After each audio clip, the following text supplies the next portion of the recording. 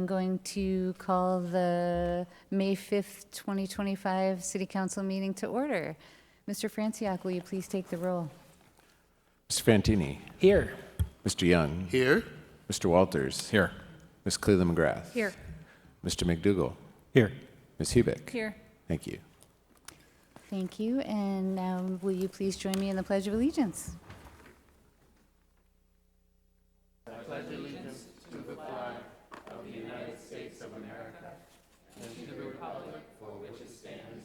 One nation, under God, indivisible, with liberty and justice for all.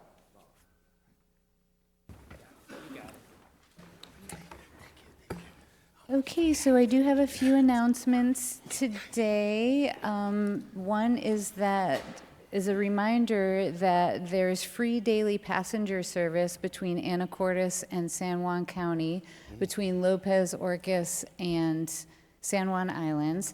And this pilot program will continue until June 30th. And they highly recommend reservations.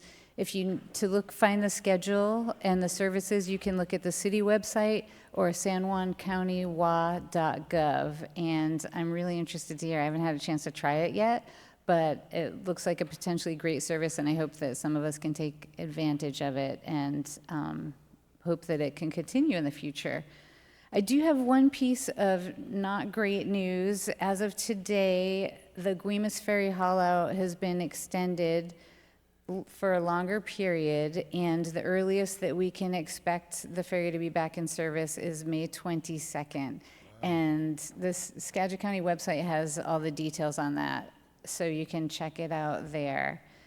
The Skagit Chamber Alliance is going to do a legislative wrap-up on Monday, May 12th, with legislators from the 10th, the 39th, and our own 40th district, and they'll provide updates on the recent session and take questions from the audience. That's Monday, May 12th, from 8:45 to 10 a.m. at the Burlington City Council chambers, and you can register online through the Burlington Chamber of Commerce. I'm not sure if there's an online option, but it's worth pursuing because it seems like that would be a good idea. Candidate filing week for the November election opened today, May 5th, and continues until Friday, May 9th. So if you would like to run for school board, council, mayor, any open positions, there are quite a few countywide, make sure and get your filing in by Friday. The Skagit Transit Long Range Transit Plan continues to be open for public comment up until Wednesday, May 14th. And you can go to the website in order to provide that, skagittransitby.org. And that looks like it. Oh, also, Ms. Hsu on June 2nd is going to give an update on legislative priorities and how those fared in the session. And that will be after the governor has a chance to take a look at them. So we'll know more by June 2nd. So we look forward to that update. Thank you. So council reports, committee reports tonight. We have just the Public Works Committee on the list. Mayor Pro Tem. Mr. Walters. Public Works Committee met right before this meeting. Mr. Young, Ms. Moulton, myself, Mr. Aum, Mr. Lee. We talked principally about the downtown streetscape plan. All of council members were sent a copy of the response from the consultant that we believe is the highest scoring consultant on that project. The principal question is the amount of money required for that contract exceeds what is in the capital facilities plan for 2025. And our recommendation as a committee was that we spend the allocated money this year and plan on spending the delta in 2026. The other recommendation that we talked about was that the contract itself, providing for this study, for this planning exercise, includes some very clear objectives and deliverables in the text of the contract scope of work, not relying exclusively on their plan, so that we can have that discussion among council and make sure that we are all on the same page with respect to what it is they are going to deliver to us. And then another notable thing that we talked about is figuring out mechanisms to make sure that this is not a plan that just sits on a shelf or that has projects in it that are unachievable without any kind of funding mechanism, but it is actually something we can realize. Finally, we talked about the necessity of incorporating parking on side streets into the plan so that we can potentially increase significantly the amount of parking that is available downtown only by spending some money on paint and signage. We talked about the wastewater outfall. It is a little bit behind what was the previously estimated progress. It's really not behind schedule overall. They will shortly be making the turn in their tunneling effort. They've got to tunnel one direction and then make a turn, tunnel the next direction. So that's still going to be happening soon, and all indications are it's coming along well.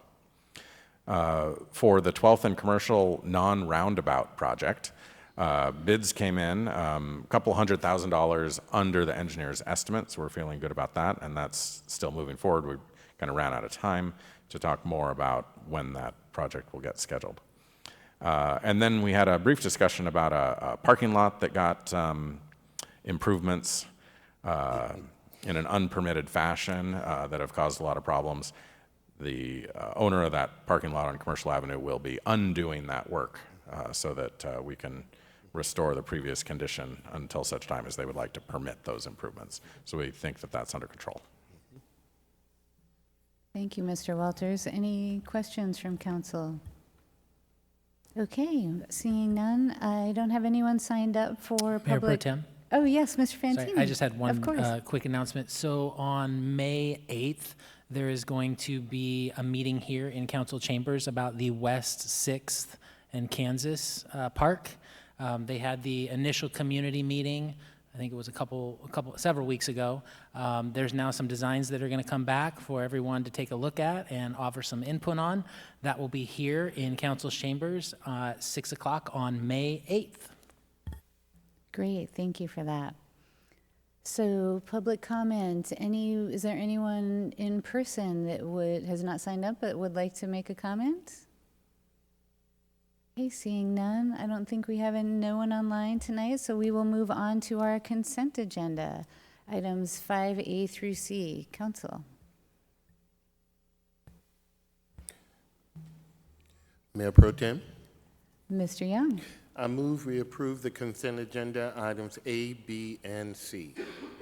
Second. Okay, motion by Mr. Young and a second by Ms. Hubig to approve consent agenda items 5A through C. All in favor? Aye. Any opposed? Okay, motion passes. Whoops, moving on to other business, we have a contract award to consider, and this is Commercial Avenue Water Service Replacements. And this will be presented by Mr. Rayum this evening. Welcome. Happy Cinco de Mayo, Mayor and Council. Andy Rayum, Public Works Director. Before you use a contract in the amount of $131,648 with Raw Land Construction LLC to replace water services in the South Commercial Corridor in preparation for the South Commercial paving later this year. At prior council meetings, staff heard your concerns about not replacing the water main and service lines along the corridor prior to paving. City staff met internally, the same people that fix the service lines when they break, and reconfirmed that the water main itself seems to be in good shape despite its age. The only concern staff had was with some of the water services. Just for the public too, the water services, there's the main pipe, which in this case it's 8 in some places and 10 in others, but there's a saddle that hooks a pipe to it that goes to your water meter, and that's the service line.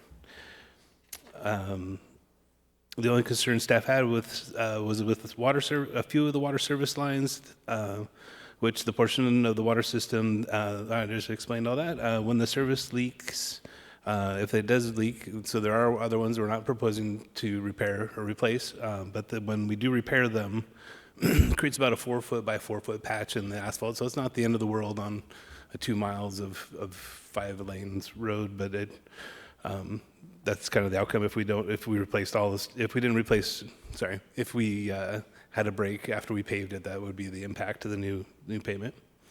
So to reduce that potential, city staff identified 8 services in the area that we would suggest to replace. Most of them are 3/4 inch. There's one 2 inch that goes to Bubba Suds. We're proposing to do the service replacements at night. Most of these are businesses, so we're going to try to not disrupt the businesses. And I think that's all. Oh, we're going to replace the saddles. Like I said, the saddle hooks to the water main and then hooks to the service line. We're going to replace those when we do the services. So we'll get more opportunity to look at the main and see how it's doing and throughout the South Commercial Corridor. That's it. Thank Madam you. Mayor Pro Tem. Mr. Walters? Thank you for this presentation and for including the map. So I hear you propose these 8 saddle replacements and side service replacements. There are some 22 along the line, okay? And in Public Works Committee, we talked about this a little bit, and you'd identified that these are the ones that kind of maybe your gut indicates might be more likely to have problems than not. It made me a little nervous to Scouts Honor say that we won't have any water issues along South Commercial. So this was the ones that if we thought they were going to break, these are the ones that we think would break. Mm-hmm. So we will have others that could break, but we are at least attacking some of the ones that are maybe the most likely, given all we know. The other missing piece of information, I think, is that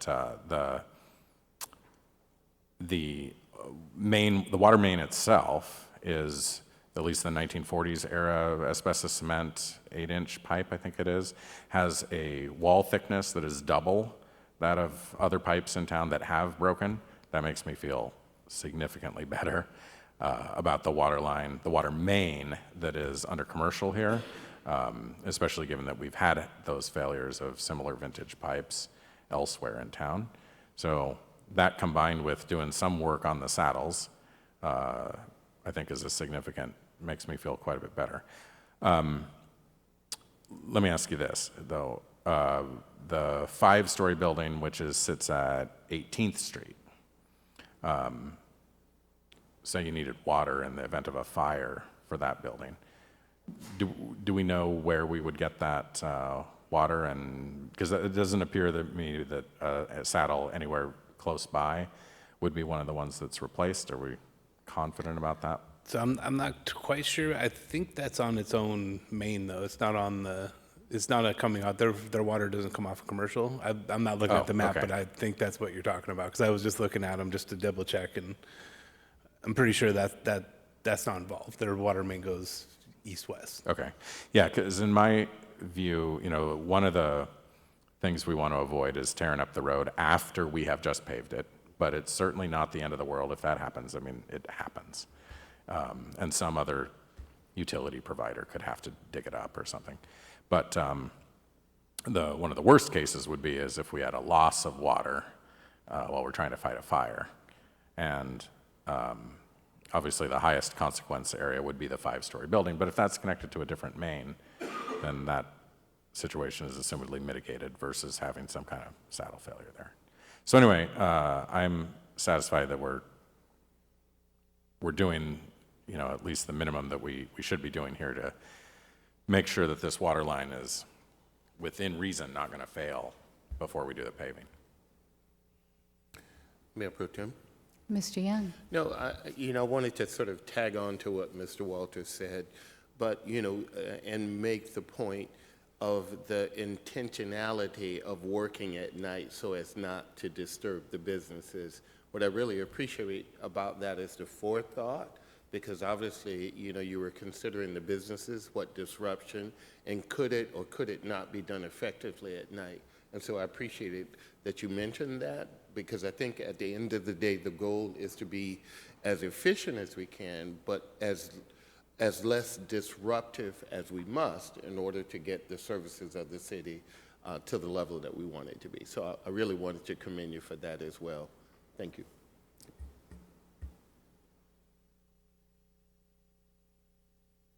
Okay, well, since that we've commended you already, let's wrap this one up. Just kidding. I move that City Council authorize the mayor to sign contract 25-119-WTR-001 with Raw Land Construction in the amount of $131,648 to perform the Commercial Avenue water service replacements. Second. We have a motion by Mr. Young, a second by Mr. Walters to approve the contract as presented. Mr. Franciac, will you please take the roll?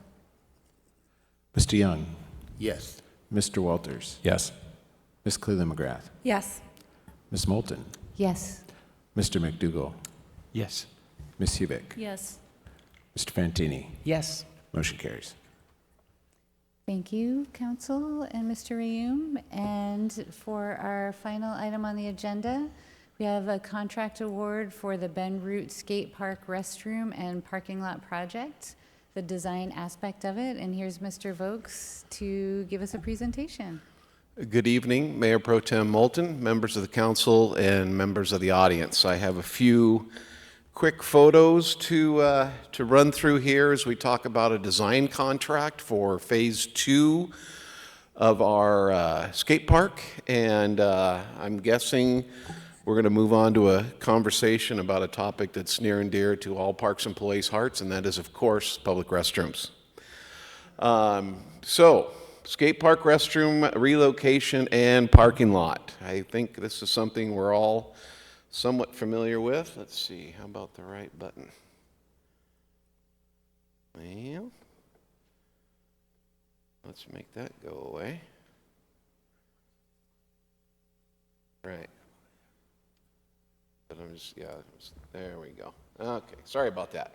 So, as you can see in this photo, that is that's an old aerial because that's an older shot. But we are back to having to build our own parking lot on the site. We had hoped to maybe partner and do some stuff south of there, but that didn't work out. So, fortunately, when we designed the original upgrade of the skate park and the pump track, we included a parking lot design. So we know we have space and we have ample parking, and we've kind of been getting by with our neighbors there to the northeast who have just kind of been allowing parking at the end of their boatyard, which we've really enjoyed and are super appreciative of. So you can see the parking lot. The other thing is we've got to now come directly off of R. We had hoped to maybe use an existing curb cut a little south, but like I said, we're staying north of our line there. So that gives you a sense, and you can see the restroom location there is over to the east side of the parking lot where it can serve the park as well as continue to serve the Tommy Thompson Trail, which of course, as you all know, the restroom was originally purchased to do. We are veterans of the CXT model. I think the first one that I was ever in charge of putting in was the one out at Sharp Park when I was with Skagit County. That one's been there a long time and has done a great job. We've just, what was it, a year or so ago, put a new one of these in at Washington Park. Been well received, well used. The depot unit serves thousands of visitors and really also acts as a restroom for the marina because, as we know, it's a challenge to get into the port restrooms. So part of the agreement, we have a bit of a handshake agreement with the port. Their security people help keep an eye on our depot restroom because we serve a lot of the public that are coming from the marina. And really, that is the extent of the presentation. You have seen in the agenda bill, the McKay Sposito is the engineering firm that we have proposed working with. One of the big advantages of working with them is they were the sub for Grindline, who was the sub for Janicki when we did the project originally. So there's a lot of work they don't have to do this time as we hopefully continue to work with them. And of course, we are working closely with the engineering department and public works because they have a lot of knowledge and skills that Parks doesn't have, and we tend to co-manage projects with them in the field because we need their expertise. So I'm happy to answer any questions along with my esteemed colleague, Director Lunsford. Thank you, Mr. Vokes. Council, any questions? Mayor Pro Tem, Mr. McDougall? as I'm sure, thank you, Mr. Vokes, for the presentation. As I'm sure you all are aware, there have been a few questions about CXT versus Portland Luz, and like maybe, would you be able to do a quick compare and contrast of those two? And I think there's a cost difference as well, right? Sure. There's a few differences, obviously. I have never personally used a Portland Loo, though I have been to one on a tour in the city of Vancouver, Washington, and saw where they put one in with a big port project down there.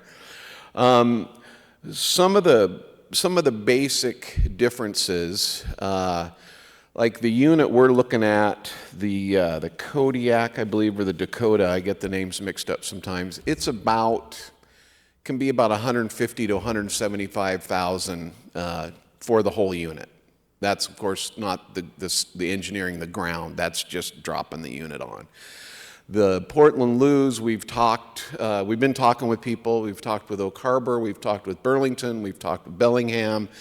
They can range from 100,000 a piece to, I think Bellingham's are about 160 a piece. So in the RCO process, when we're converting a grant right now, and I think we've talked about this a little bit here, so you can stop me if I'm being too redundant, but you really have to create same for same. And so right now we have a 4-hole unit, as we call them, right? There's 2 women's stalls. There's a men's stall, a men's urinal, and then 2 sinks. So our goal throughout this conversion process is to recreate what we have as closely as possible, because it's a very, very long and complicated process to get through the RCO conversion approval. We've met all of their conditions, except the only thing we have left is a cultural resources survey that we're working with the Samish on putting that together. So the cost could be, I mean, if we let's say we were required to put 4 Portland Luz in by the state, so that cost starts to get a lot more expensive than CXT. Now, I can't promise you the state would tell us to do that, but I also can't promise how long the process would be to go back to, because basically one thing we do know is that to switch restroom designs now requires the approval of the RCO's director. It's not an administrative task for staff. So it's probably a fairly lengthy, not impossible. The city, and I can go a little further than just the question you asked, just because one thing we learned today from the city of Burlington was they were going to install a Portland Loo as recently as last fall, had gone to the extent of actually preparing the pad, getting all the utilities ready, and then they ran into some problems with the state L&I approving a Portland Loo. Now, I haven't had time to get into that because it was 4:30 before I talked to somebody from the city of Burlington. So I don't know what happened, other than they said they were basically told by the state that they could not install the Portland Loo, and they had to go through a lengthy refund process, which you can imagine what that was like, and have basically, because they did all the site prep, including a concrete pad, they actually just bid it out and had one built, basically a restroom there. So like I said, I only know the tip of the iceberg on that. That was new information for us, because obviously Oak Harbor and Bellingham have them, but they're a few years ago when those were installed. So I don't know if there's new state L&I regulations that somehow is making it difficult to put Portland Luz in or not. That's just what the city of Burlington told me today. All right, well, thank you. I mean, it sounds like kind of bottom line, go for closest to like for like as possible, and then the 4-pack is basically quite a bit less expensive than 4 individual units of the other kind. Right. Yeah. Okay. Thank you. Mayor Pro Tem. Mr. Walters? I just, first of all, offer, I was at a conference in Vancouver last fall, Vancouver, Washington. And at their conference center there, they were taking the plastic wrap off a couple new Portland loos. They were expanding their deployment of Portland loos. I think the point of the Portland loo versus an alternative type of restroom facility, including the tried and true one, is that they are a different approach to providing public restrooms to help mitigate some of the problems that we have that are not in dispute, right, with our public restroom facilities. Notably, abuse of the public restroom facilities, especially by people that don't have anywhere else to go. The Portland loo design is intended to avoid most of those problems, mitigate the others. It may in fact be more expensive because it's, $100,000 a stall, more or less, but they're also unisex stalls. So, if you throw down 2 there, you now have 2 male stalls or 2 female stalls. You've got 2 stalls for both genders instead of just the one. So in my mind, that, if you did 2, or maybe if you did 3, that would be equivalent to the 4 stalls that we have in the current restroom, especially because one of the stalls in the current restroom is just a urinal. But I think that there are also a lot of other advantages. I mean, if I walk up to a Portland loo, I don't have to worry about what's on the other side of the door when I open the door. There's not going to be somebody laying on the floor, passed out, OD'd. These are, I think, some of the realities that we need to deal with, and I think we need to try a different approach than we have in the past. I appreciate some of the late-breaking research on this, but actually, Mr. Vokes, when you were here presenting to us at some prior stage of this project, I suggested the Portland loo, and I think you said at the time, yeah, you agreed that we need to have a different strategy on public restrooms. I don't want to put words in your mouth, so feel free to disagree on what I might have heard you say. But I think that pretty early on, we gave some indication that we were looking to do something a little different. Seems to me that we still have that option. We got a check for $1 million to move these restrooms from where they currently sit north of the roundabout, and if we can spend, $300,000 instead of $175 to have restrooms that are more frequently clean and more frequently, more usable, especially by families and children who might be a little wary about what's on the other side of the door, I think that would be well worth the expense and well worth the time. Mr. Lunsford brought up the timing constraint in the email today. The timing constraint is on shutting down the existing restrooms to make that property available for MJB. It's not necessarily the time that we have to open the new restrooms. Now, sure, that might put us in violation of some grant agreement. But I think we can work around that, and we still have 18 months to get this done. I don't see how that is a constraint that we can't work around. And then finally, do we know what the amount of the grant was initially?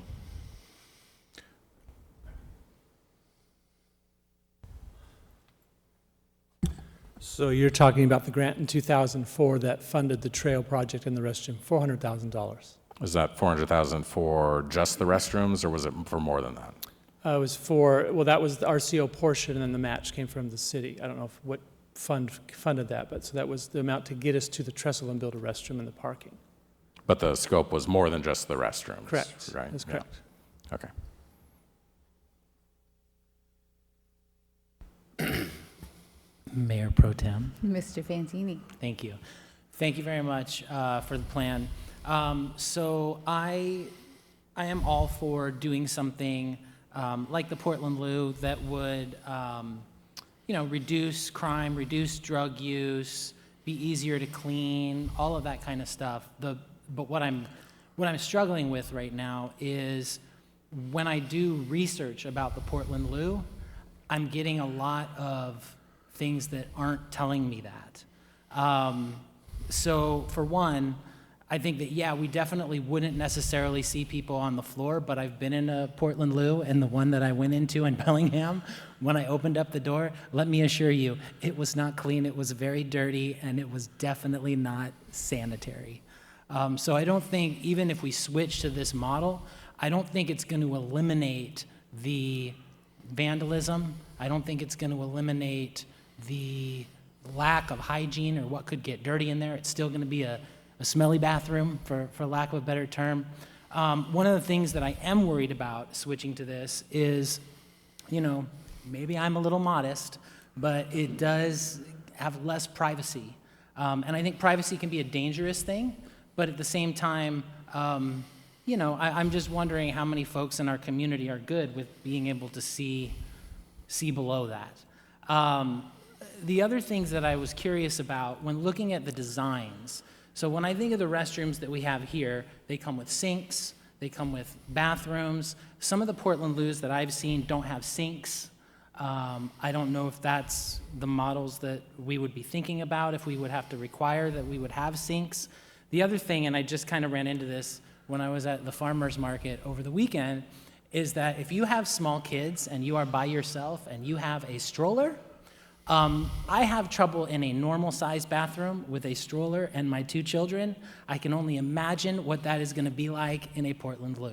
So I'm just curious about what, like if there's bigger ones, smaller ones, if we're going to look at this as an option, that's one of the things that I would be really concerned about.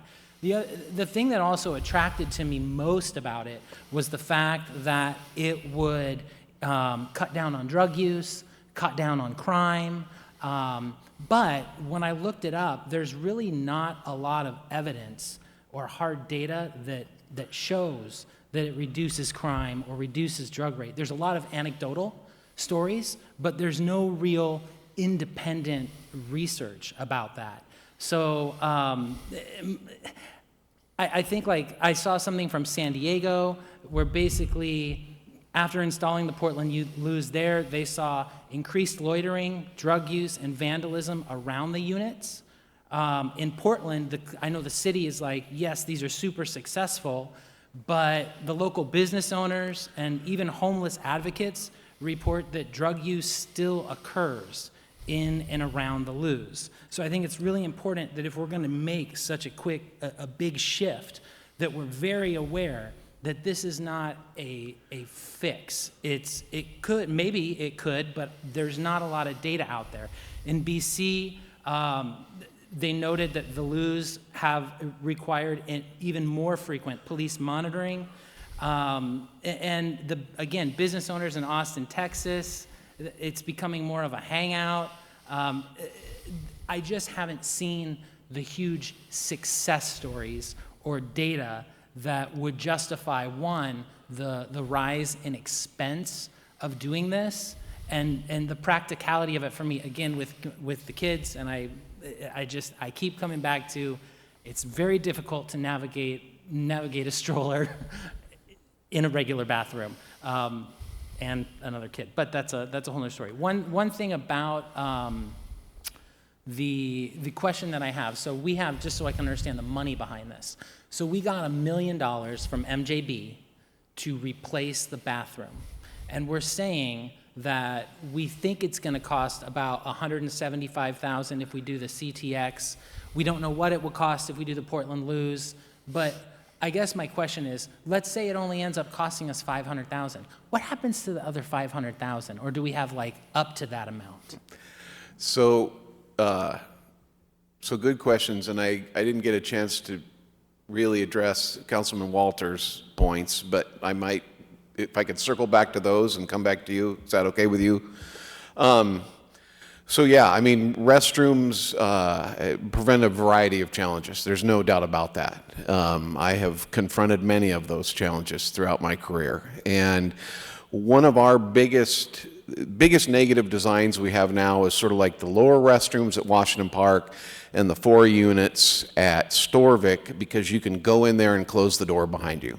Those are the worst thing. Those work great in a perfect world where people take good care of things, But like at the depot, where I don't believe we've had any complaints from the farmers market or from anyone, do we have the occasional homeless person that we've got to run out of there, or the graffiti or whatever? We certainly do, but we have that in many, many places, not just in our bathrooms. You know, I think the Portland Loo is an interesting design.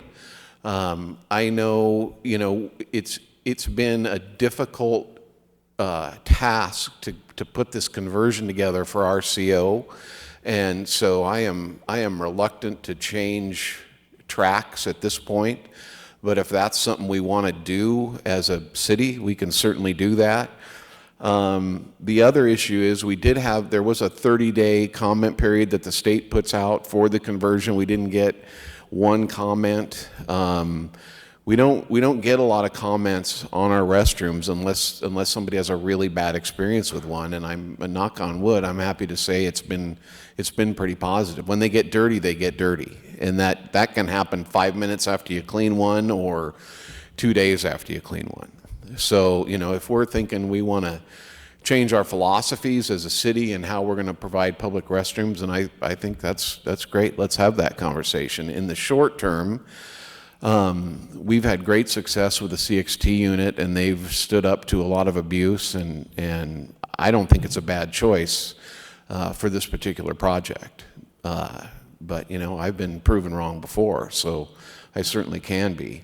In talking about, you know, what your experience has been, yeah, certainly anything that you put in a park that's that tall, whether it's a building that's 12 feet wide or one that's 6 feet wide, you know, that's a line of sight issue, and it's going to attract activity, just like, you know, trees do and bushes. And, you know, we've had to pull a lot of the landscaping from the current Tommy Thompson restroom because of the activity that's happened around that bathroom as well as inside of it. So yeah, there are a myriad of challenges. Certainly, the money, the $1 million, and you know, my boss might want to talk more about that. But as it was explained to me, and I believe it was council who designated $700,000 of that to this project, and I don't know where the other 300 has been designated. Maybe John can comment more on that. Thank you, Bob. So 300,000 went to the general fund. Mr. Hoagland would know the allocation for that. The original estimate that we got when we started talking about this project was in the $640,000 for that. That's why we held up to 700,000. As Bob noted, there's an additional curb cut we have to do. We won't know those numbers until we run them through a firm to give us our engineer's estimate. So we're using the 640 as our target at this time. Thank you. Mayor Pro Tem. Mr. Young? Thank you. No, just, you know, echoing the comments of my colleagues, you know, both are, as you acknowledge, you know, those are concerns, you know, and they are really things that are affected by that decision that we're making. With that said, you know, I believe that the unique community that we live in here, you know, really in some ways it's a wonderful thing to be a bit isolated from the ills, larger ills of many other cities that are taking place. And what I appreciate about, you know, this project is, one, recognizing the element of the governmental side, meaning state or, you know, and trying to sort of replace what we're moving from, meaning, you know, replace this facility. So I really appreciate that. And what I also really appreciate is the fact of your narrative about what you've experienced. And the reality is that, you know, although we don't like what's happening, it's the reality of our world at this point. It really is. And it's unfortunate that we sometimes have to take steps that are less than what we would want, but it's a necessary component for achieving the end goal of, one, as much safety as we can, two, to discourage the elements that we don't want to use those facilities for those negative purposes. And then at the same time, I know that your department really has, in my opinion, been diligent about making sure that things are done as best as they can. And although it may not be ideally how I would love for this to end out, I do trust the due diligence that you've put into this, and I think and recognize the concerns of both my colleagues in this process. But I do think that moving this project forward later on, if we have to make some adjustments and notice that something is happening, the city has always done its best, and I've always thought done a brilliant job of recognizing the problem and then finding the best possible solution that works for us as a city in Anacortes. What may not work for Burlington may not work for Bellingham, may not work for any of those other places, but because of the nature of who we are and what we do here, I think it's sometimes the best solution we have. So I'm very interested in moving this forward. I really am. I think if we are clear about the reason for this choice, I'm okay with that. Ms. Cleland McGrath. Oh, thank you. Thank you for the presentation, and thank you for chatting with me. I went in and talked to you guys a little bit earlier today just to get some clarifications about kind of what was going on, and you also addressed, I think, it in the email that was sent to us. I think that we are in a unique situation here where we have an existing restroom. It needs to be removed, and we have an opportunity to assess if replacing it with a similar restroom makes sense or a different kind of restroom. That being said, I think that it's our responsibility to provide bathrooms that encourage safety and ease of use and discourage bad behavior. I have experience using the Storvik Park bathrooms quite a bit because I've got a 4-year-old and a 7-year-old.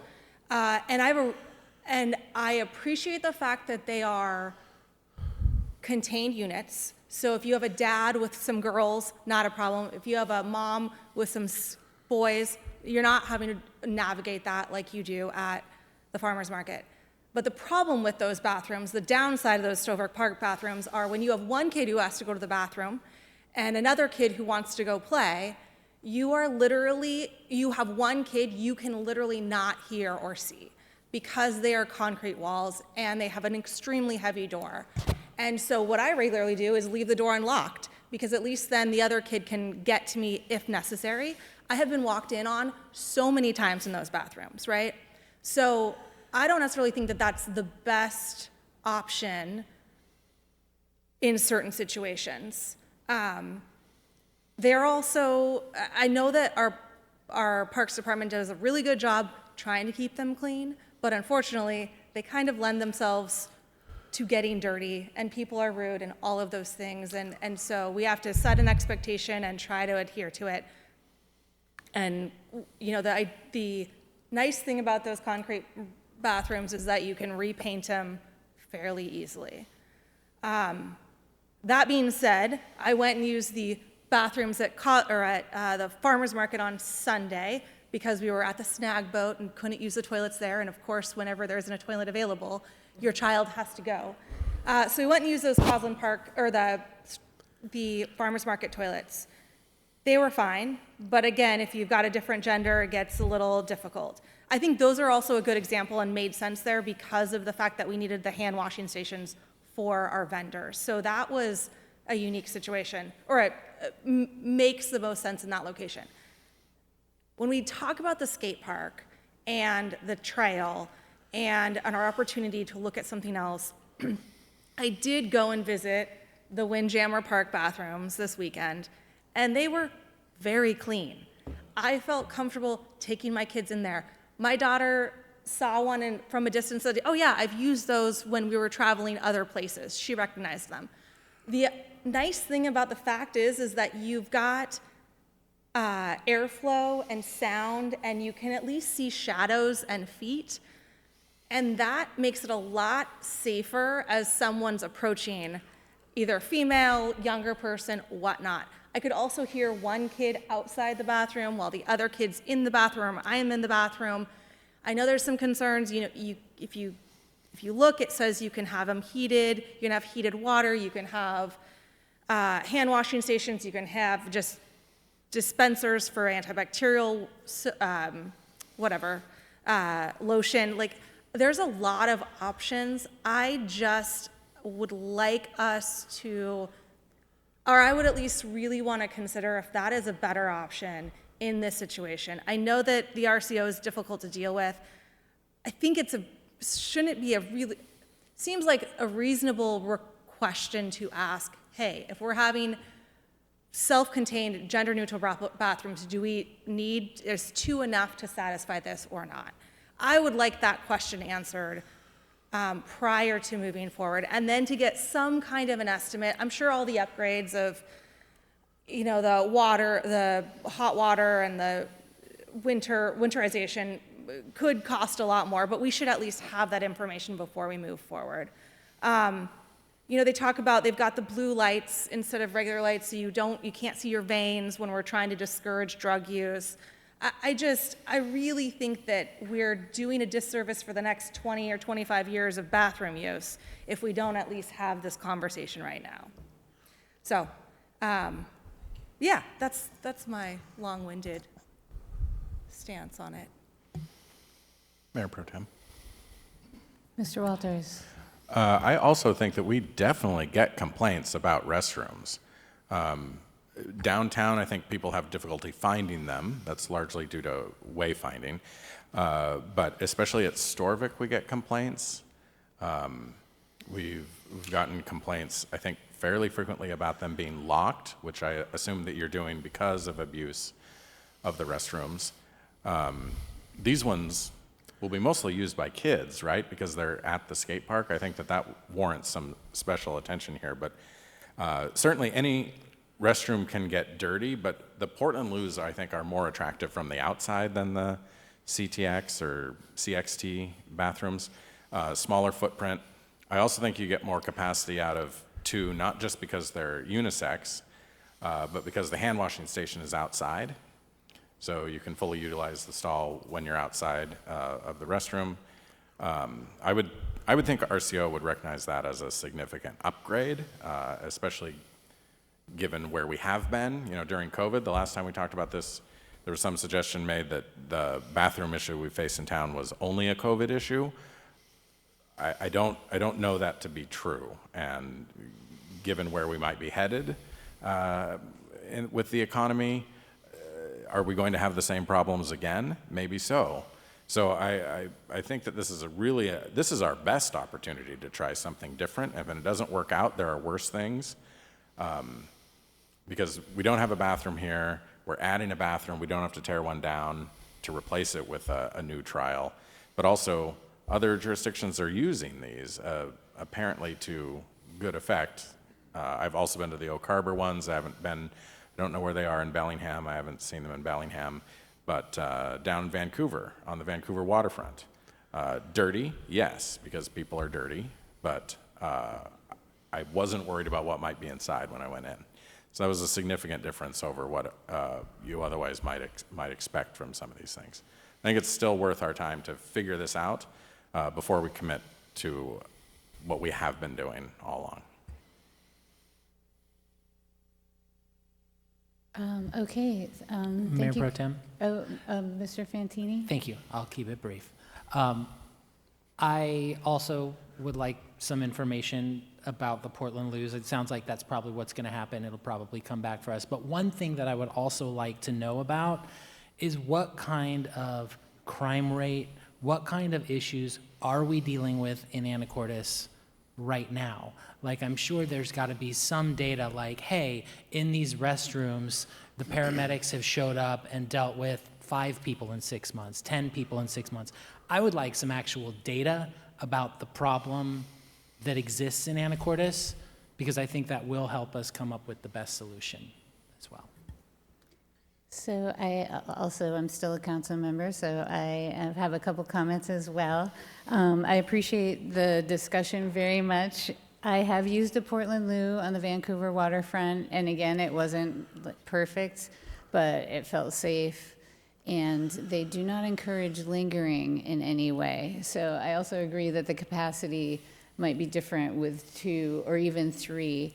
And also one of the things that I've read is that the maintenance of them, I'd be curious to know the maintenance costs of the CXTs versus the Portland Loo. For example, I think if you write on it with a Sharpie on the stainless steel, it comes off right away with a cleanser rather than having to do more costly and time-consuming measures. So I think that that's in its favor too. I think the maintenance costs could be lower. I don't know that for a fact, but that is one of the things that they tout. So maybe easier to maintain. And I also, as far as the RCO director approval, I mean, I don't see how this could be, I don't know them, but this to me is a very reasonable request, given what communities are facing. And these other bathrooms may have worked for us in the past to varying degrees, but we're thinking about the future, and they're working in other places, I'm convinced, and I think that we really should take a good look at it. And also, if we get 2 or 3 and they don't work there, they can be moved to other places where once we have that building, like, that's it. So I'm in favor of doing more research before we move this contract forward, because I think this is our best opportunity to make the best decision, and we need more information to do that.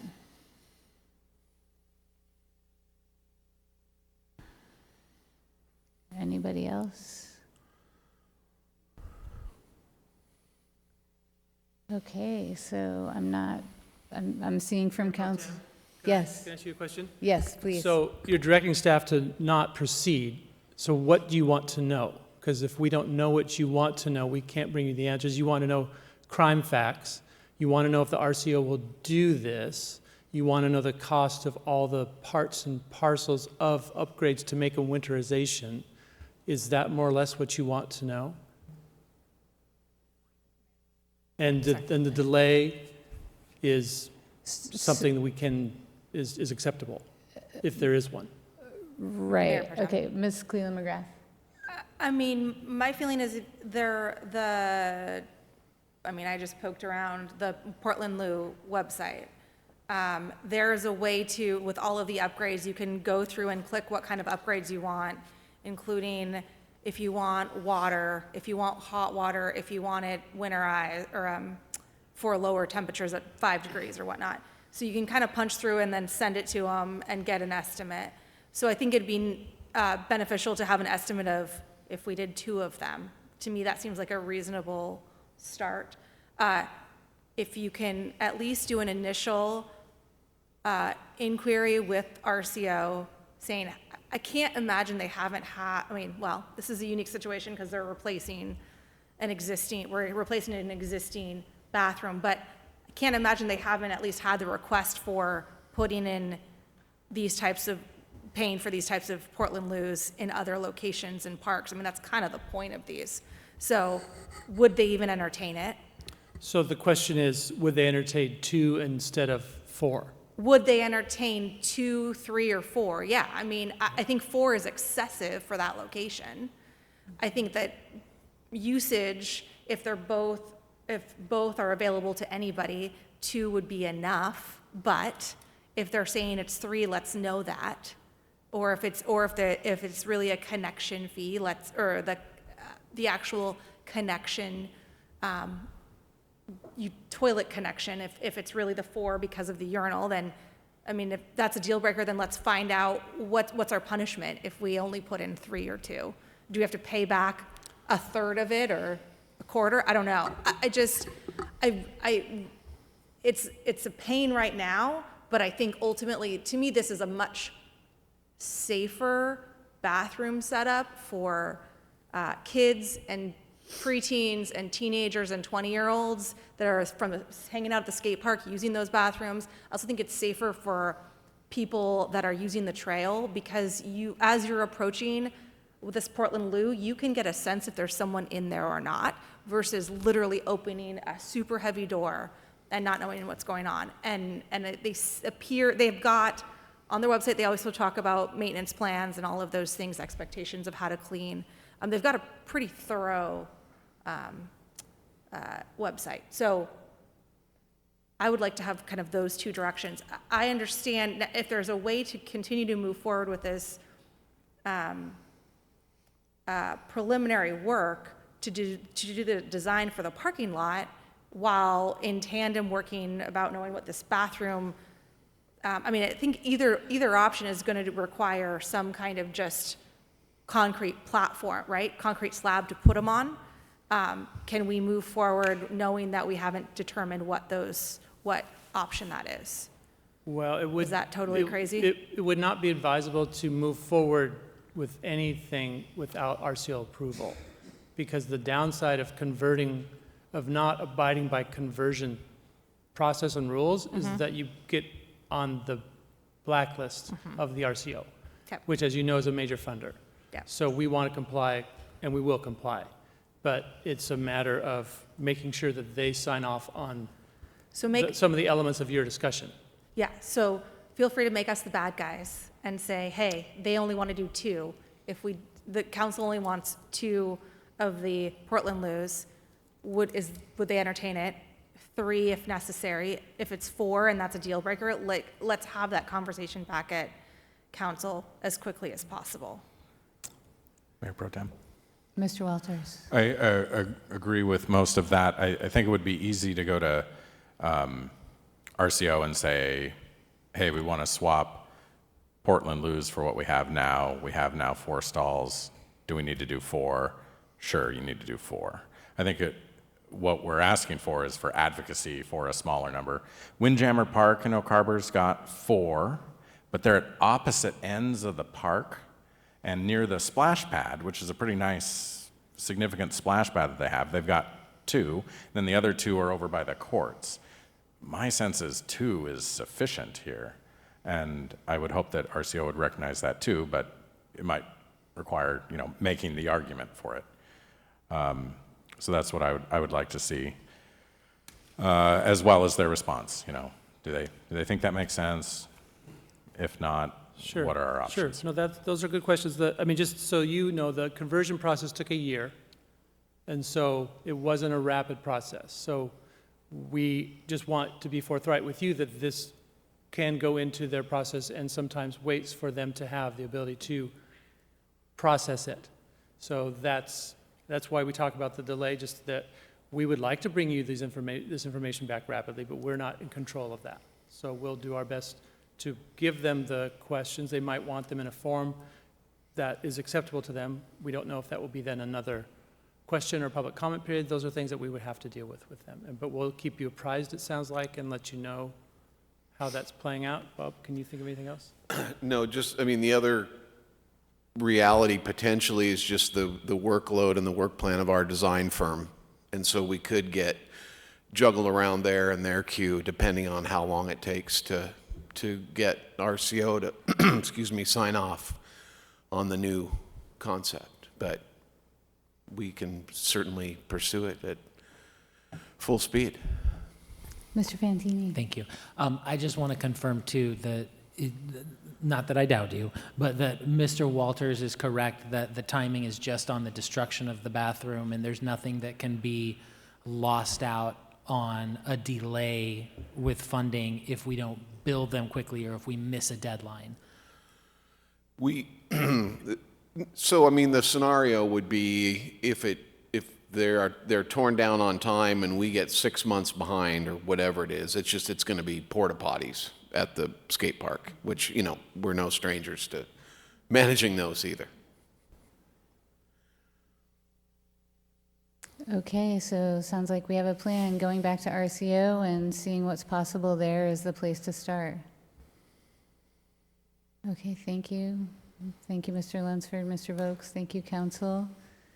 And with there being no further business on the agenda, we are adjourned. Thank you, everyone.